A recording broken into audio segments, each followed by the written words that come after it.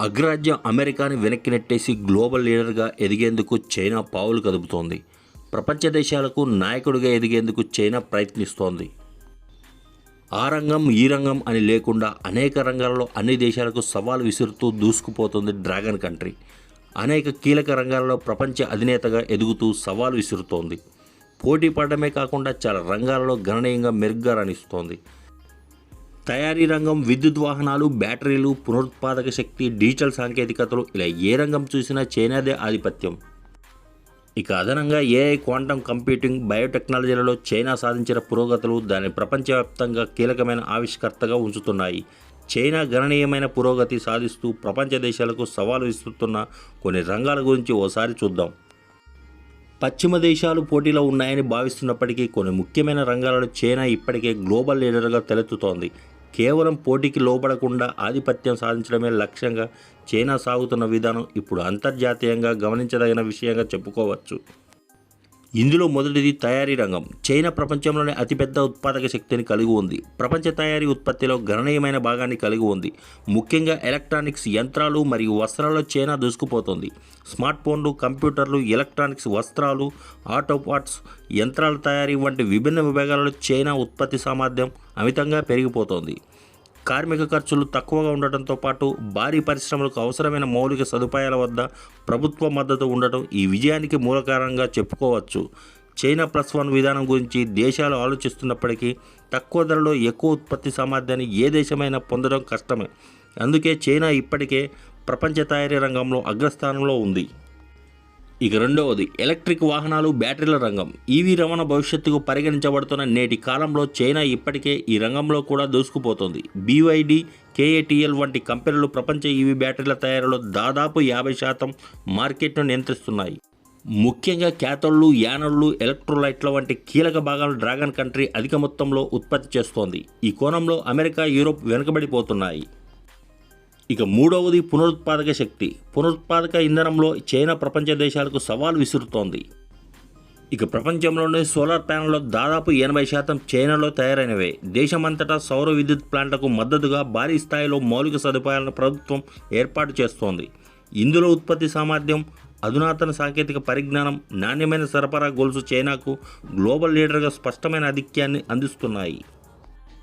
ఇక నాలుగవది digital technology రంగం. చైనాలో మొబైల్ చెల్లింపులు అత్యంత విస్తృతంగా ఉపయోగపడుతున్నాయి. ఆలీపే, వీచాట్ పే వంటి ప్లాట్ఫామ్లు నగదు లేని వారికి రోజువారీ లావాదేవీల్లో ఆధునిక మార్గాలను అందించాయి. 5G డిప్లాయ్మెంట్లోనూ చైనా ప్రపంచవ్యాప్తంగా ముందంజలో ఉంది. హవాయి వంటి సంస్థలు టెలికాం ఇన్ఫ్రాస్ట్రక్చర్లో టెక్నాలజీని కొత్త దిశగా తీసుకెళ్తున్నాయి. ఈ రంగంలో చైనా ఆధిపత్యం కొనసాగుతూనే ఉంది. ఇక ఐదవది ఏఐ, క్వాంటం కంప్యూటింగ్ రంగం. కృత్రిమ మేధస్సు, క్వాంటం కంప్యూటింగ్ వంటి అత్యాధునిక రంగాల్లో చైనా దూసుకుపోతోంది.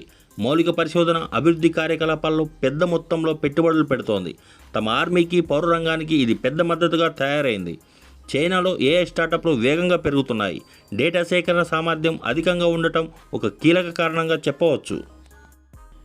ఇక ఆరవ రంగం వచ్చేసి బయోటెక్నాలజీ రంగం. కోవిడ్-19 సమయంలోనే చైనా బయోటెక్నాలజీలో తన సామర్థ్యాన్ని చూపించింది. వ్యాక్సిన్ ఉత్పత్తిలో నుంచి ఫార్మా పరిశ్రమ వరకు పెద్ద ఎత్తున R&D ప్రయోగాలు డ్రాగన్ కంట్రీలో కొనసాగుతూనే ఉన్నాయి. చైనాలో మానవ జీనోమ్ ఎడిటింగ్ వంటి విభిన్న రంగాల్లో కూడా ముందడుగు వేస్తున్నారు. ప్రపంచ ఆరోగ్య రంగానికి ఇది ఒక గేమ్ చేంజర్ అయ్యే అవకాశాలను కొట్టిపారేయలేం.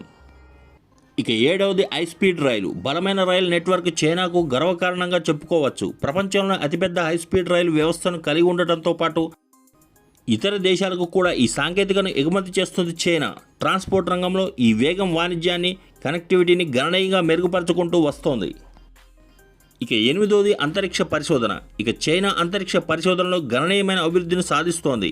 ఇటీవల చంద్రయాన్ లాంటి మిషన్లు, ఉపగ్రహ నెట్వర్కులు, డ్రోన్ టెక్నాలజీతో ప్రపంచ దేశాలకు సవాల్ విసురుతోంది. అమెరికా, రష్యా వంటి దేశాల సరసన నిలబడి అంతరిక్ష రంగంలో చైనా అంతర్జాతీయ కాంట్రాక్టులకు ముందుగానే పోటీ పడుతోందని చెప్పుకోవచ్చు. ఇలా వివిధ రంగాలలో చైనా కేవలం పోటీ పడడమే కాకుండా ఆధిపత్యం చెలాయిస్తూ వెళ్తోంది. ప్రపంచ దేశాలు ఈ మార్పును గుర్తించి తమ వ్యూహాలను తిరిగి పరిశీలించాల్సిన అవసరం ఎంతైనా ఉంది.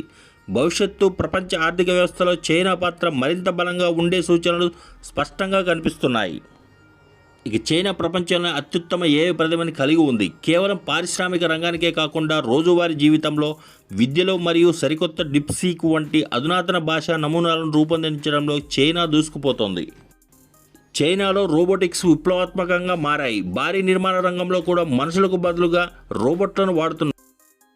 కేవలం 38 నెలల్లో భారీ రైల్వే స్టేషన్ రోబోటిక్ సైన్యంతో నిర్మించి చరిత్ర సృష్టించింది. అలాగే మానవ ఆకారం, కదలికలో ఉన్న హ్యూమనాయిడ్లు రోబోట్లను భారీగా అభివృద్ధి చేస్తోంది చైనా. ఇక ప్రపంచంలో లభించే స్మార్ట్ ఫోన్లు, ల్యాప్టాప్లు మరియు ఇతర గ్యాడ్జెట్లలో 60 నుండి 70% వరకు చైనాలోని భారీ తయారీ యూనిట్లలోనే ఉత్పత్తి అవుతున్నాయి. ఎలక్ట్రానిక్స్ రంగంలో ఛార్జింగ్, ఇంటర్నెట్ సర్ఫింగ్ వేగాన్ని పెంచే అధునాతన టర్బో చార్జర్ ఉత్పత్తులను మార్కెట్లోకి తీసుకువస్తుంది. ఇక చైనా అంతరిక్ష పరిశోధనలో కూడా చురుగ్గా వ్యవహరిస్తోంది. సొంత స్పేస్ స్టేషన్ను నిర్మించుకోవడమే కాకుండా క్వాంటం కంప్యూటింగ్ మరియు క్వాంటం ఇంటర్నెట్లో అగ్రగామిగా ఉంది. ఇలా ఈ రంగం ఆ రంగం అని లేకుండా అనేక రంగాల్లో అన్ని దేశాలకు సవాలు విసురుతూ దూసుకుపోతుంది డ్రాగన్ కంట్రీ చైనా.